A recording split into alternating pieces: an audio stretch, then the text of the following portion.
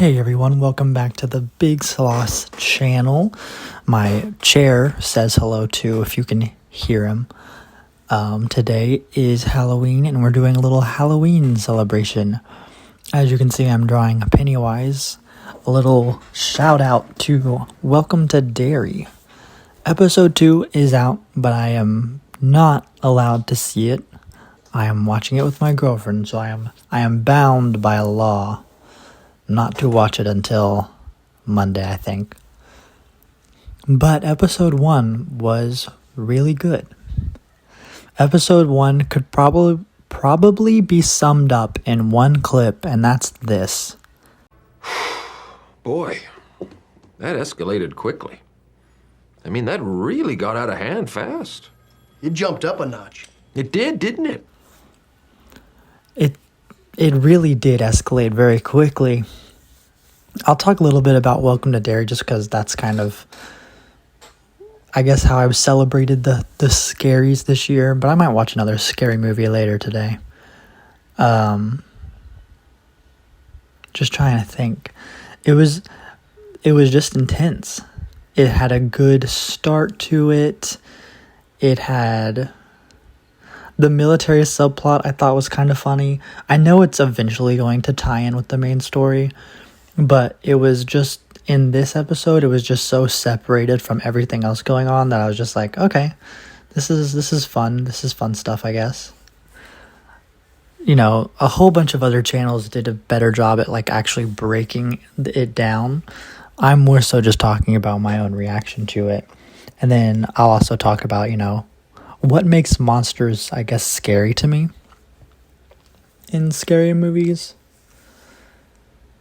That ending scene was wild in episode 1 of Welcome to Derry. And I'll be honest, that was good. I feel like a lot of TV shows, they have to make their episode 1 really catching, like eye-catching. I mean, a lot of people said that this was their Omni-Man Invincible moment where the whole show just changes in the first episode, or you realize what kind of show you're watching. And I would agree with that. I would also say, though, you can't end every episode like that. So how is the show going to keep you on your toes in the future is going to be interesting to see. Episode 2 is already out, but I wonder what it's going to be like. Like I said, I'm not allowed to see it.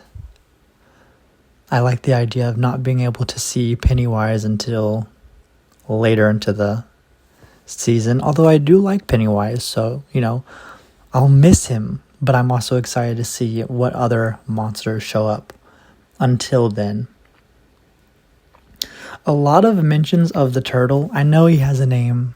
I'm forgetting what the name is. I think it starts with an M. But I saw the turtle keychain first when Maddie gives it to Lily. And I was like, oh my gosh, the turtle. My girlfriend didn't know the full lore, but she knows now. I think his name's Morin. No, I think I'm saying that wrong. But I had something to say and I lost it. See, I have no script today. I'm being lazy. I don't like writing scripts. But it affects me when I start to speak. I hope you like what I'm doodling right now. I kind of took the spider form of Pennywise in chapter 2, and then I just tried to make it like just a bunch of arms crawling at you. But I also heard that the show is going to go further back in time each season, and I didn't even know there was going to be other seasons. I thought it was going to stop at this one. But now with more seasons, it goes further and further back. And it'll be interesting because it looks like Pennywise is out for blood this time. One thing I will say, when I watched the episode first, or when I was watching the episode, I saw Ted and Philip. I think that was their names, right? I don't remember. Teddy or Philip. And I was looking at these kids and I was just like, I don't remember seeing these guys in the trailer. I was just watching it, just like, I don't remember seeing these guys in the trailer. Why do I not remember that? And then the final scene happened, and I was like, oh, that's why. I didn't see it coming. I didn't know they were about to get just like absolutely blasted by a baby monster. But I was just like, I don't remember seeing these guys in the trailer. Now, I did rewatch the trailers, and they do show up in the trailers. They show up in like bits and pieces. The trailer that I'm showing on the screen right now, that's the trailer they have the most screen time in. And they were pretty prominent in that trailer. I don't know if I just missed it or if I honestly just forgot about it, because I feel like I watched the first few trailers a lot when I was excited for the show. And I think the show got delayed or just took a long time to hear anything else about the show. So I stopped paying attention to it. And so perhaps I just missed these guys in the new material. But boy, oh boy, I feel so bad. They didn't have plot armor. As you can see right now, I'm drawing the baby monster.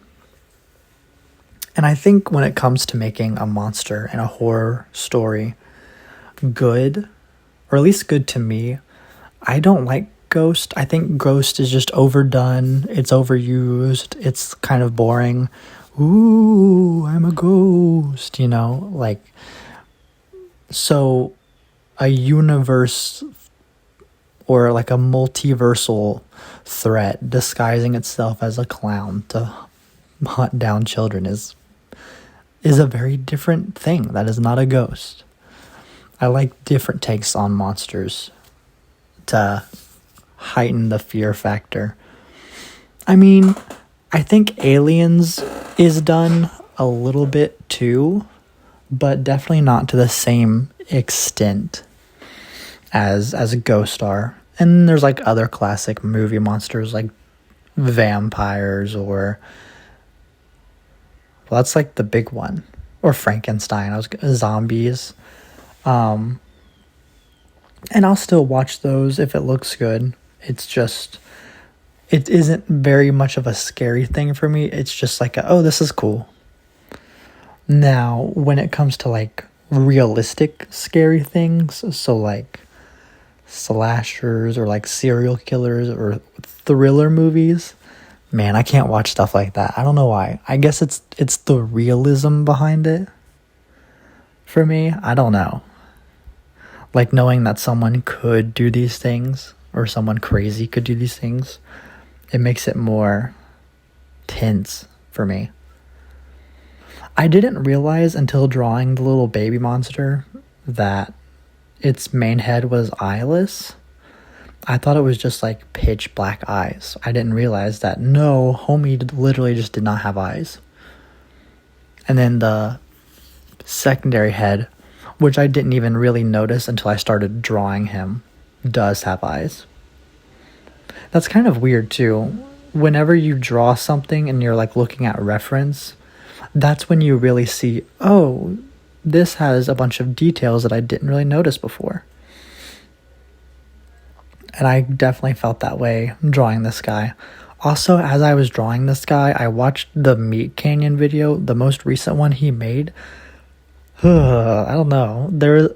Every time he reached into the thing and like grabbed the goo orb that gave him an idea, that made my skin crawl a little bit, I'm not gonna lie. And it is crazy that Meat Canyon had this amazing cinematography, amazing practical effects, and this is just a YouTube channel with 8 million subscribers, or almost 9 million now.